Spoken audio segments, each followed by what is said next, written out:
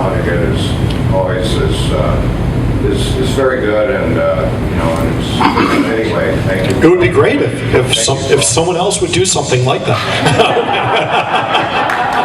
As with many things. Yeah. Were there other questions? Yeah. I think a comment to that one.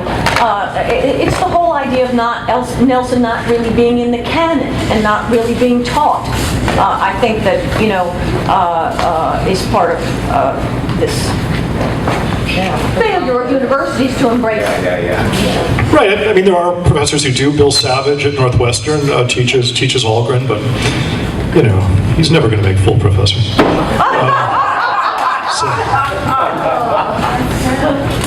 So yeah, were there any other questions?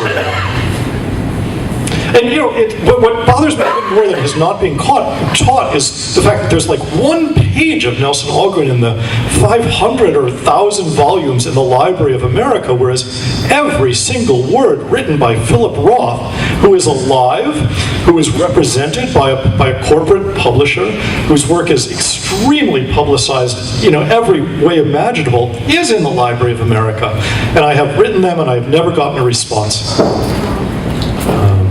Yeah. I found it interesting you read from one of his book reviews. As Bettina mentions in her book, Algren was very proud of his book reviews. He wanted to publish them at one time. And if anyone wants to really read some of his good stuff in his later years, I mean, his book reviews are just incredible and so well written.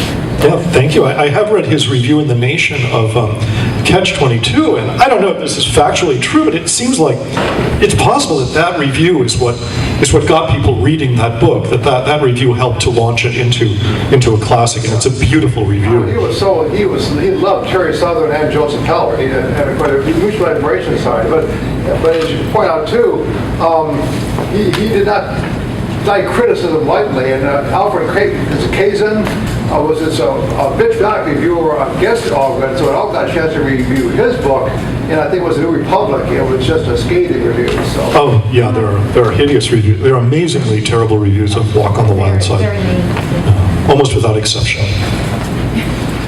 And yet the book sold very well. I mean, if you look at the bestseller list from 1955, when did it come out?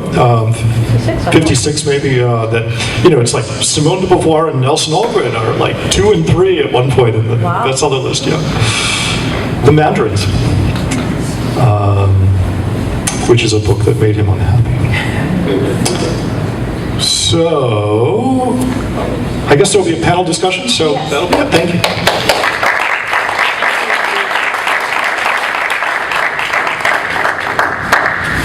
And our last speaker this afternoon is Peter Alter. Peter is a historian and director, Studs Terkel Center for Oral History at the Chicago History Museum, where he's worked for 16 years. He first became interested in Nelson Algren while teaching a Chicago writing and literature class at the School of the Art Institute. Working at the Chicago History Museum, he has furthered his interest in Algren by leading a book club on Chicago City on the Make and working on an exhibition called Chicago Authored. So please help me welcome Peter.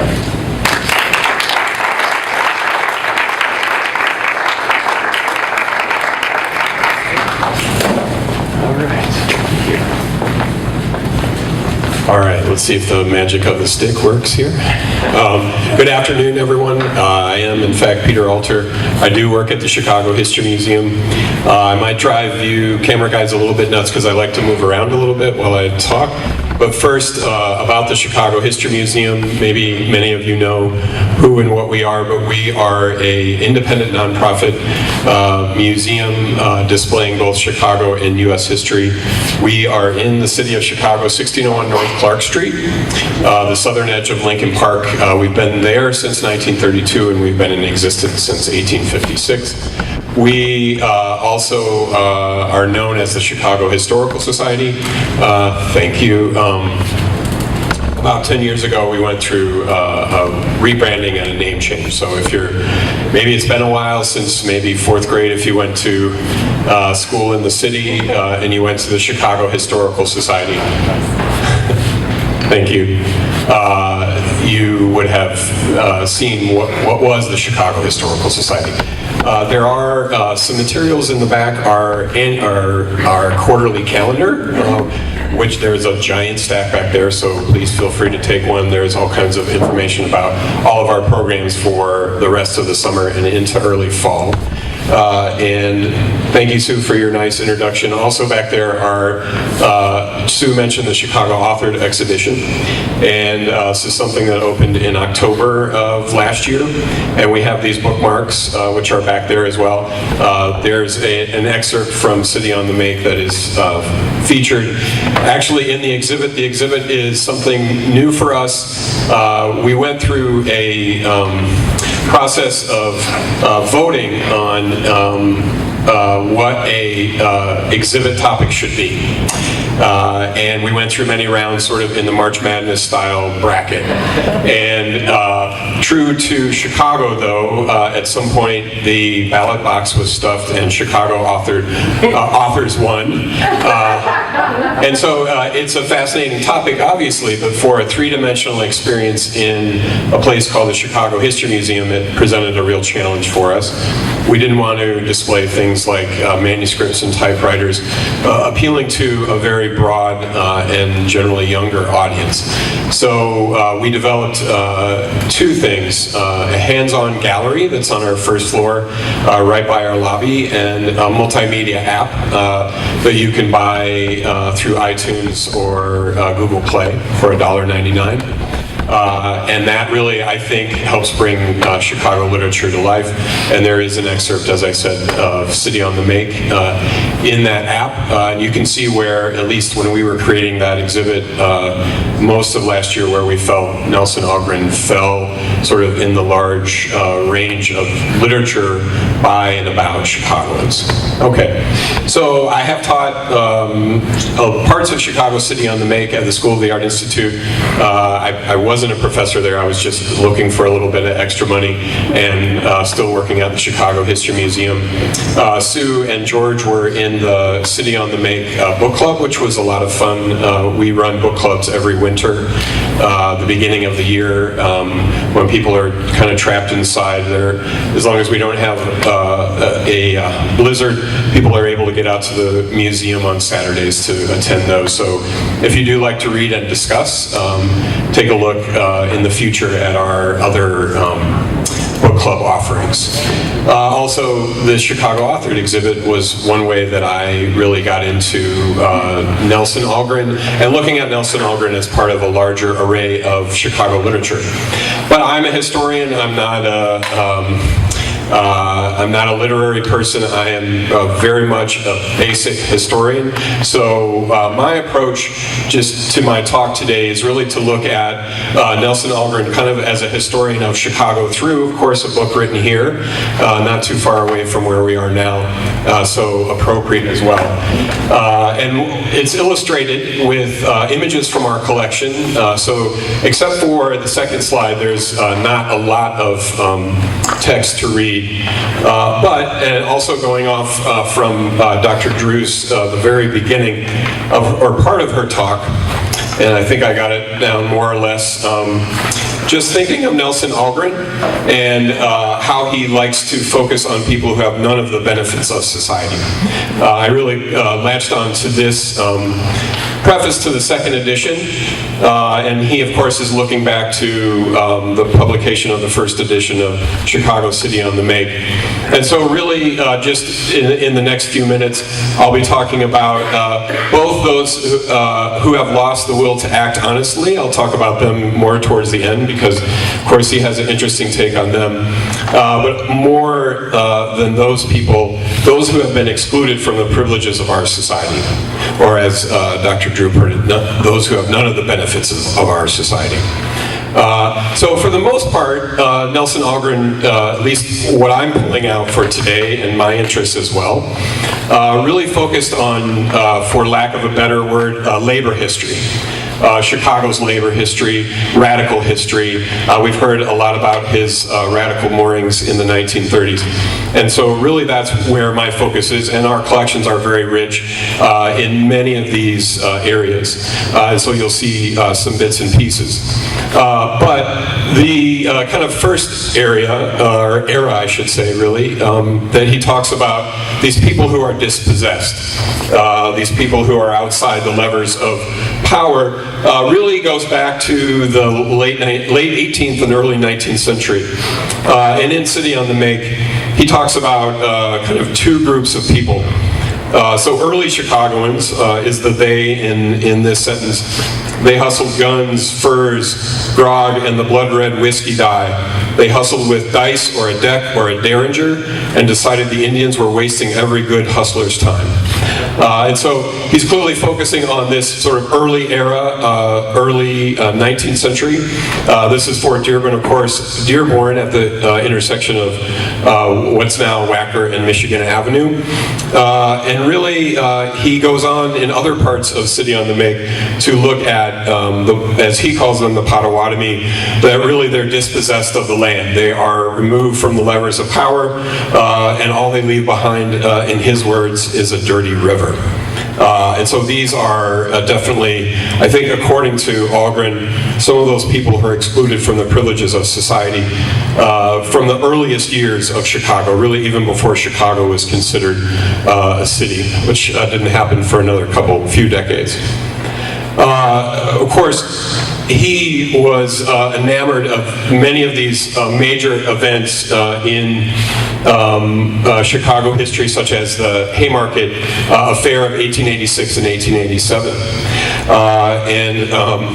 He, in Chicago City on the Make, quotes Louis Ling, who was an anarchist, a socialist, and who really was one of those 8 who were put on trial in the Haymarket Affair, was one of those who really had the strongest and most strident anarchist rhetoric at any rate. So for those of you who maybe don't remember back to U.S. history in college or high school, very short version, 1886, after a series of strikes, there is a meeting called in the West Loop, an area called the Haymarket where hay was traded. And some of those who were there were sort of run-of-the-mill bread and butter unionists, but also leaders and followers of anarchists and socialists, and those who really wanted to grab the levers of power and give them to the people. A bomb was thrown, we still don't know by whom.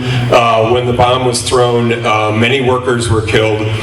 There was a police contingent who had just showed up. They opened fire on the workers, and many workers were killed. A few policemen were killed. Of course, this is something that Algren really latches onto. So in City on the Make, he quotes Louis Ling, and I was just looking at a list of what our record is at the museum from the trial transcript, and he pretty much quotes him verbatim. I despise your order, your law, your force-propped authority. The 22-year-old, and then this is Algren, the 22-year-old defied the ancient remainder judge. Hang me for it.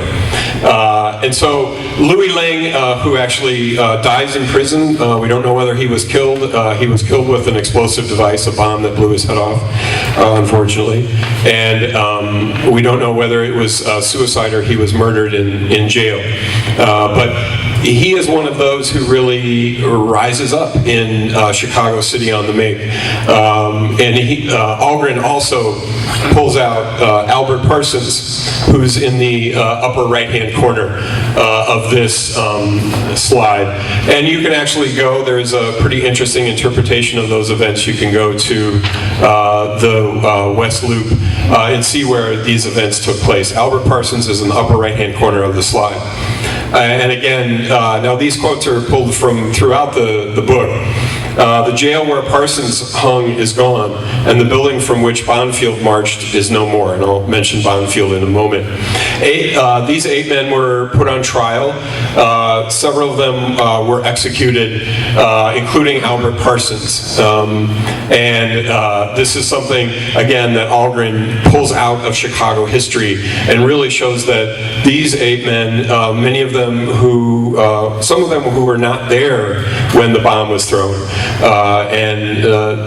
most of them had really no sort of violent leanings, were more about the word than the deed of anarchism, were accused, were found guilty in essentially a kangaroo court type proceeding, and were fired upon by, and Algren mentions Bonfield, who's right here, a Chicago police officer who brought the contingent of police out to the Haymarket to see what was going on. Chicago's mayor had been there and decided that that was a peaceful assemblage, walked away to his house, which wasn't too far away, but then there was the bomb blast and Bonfield's men opening fire. Of course, something that Algren sees, again, as those who have no access to the levers of power. All right. One of his other favorites, really, who rises to the fore in Chicago City on the Make is Eugene V. Debs, known as he calls him, as Algren calls him, the Hoosier fireman, who was from Terre Haute, Indiana, was in the 1894 Pullman strike, which Dr. Drew mentioned, was the leader of the American Railway Union, and which really brought the city to, or excuse me, the country to a grinding halt. And again, these railroad workers grasping at the levers of power that they had been disassociated from.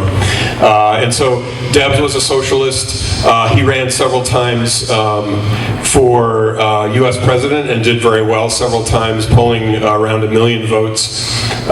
He also was imprisoned during World War I for speaking out against the war, really of course his free speech being abridged.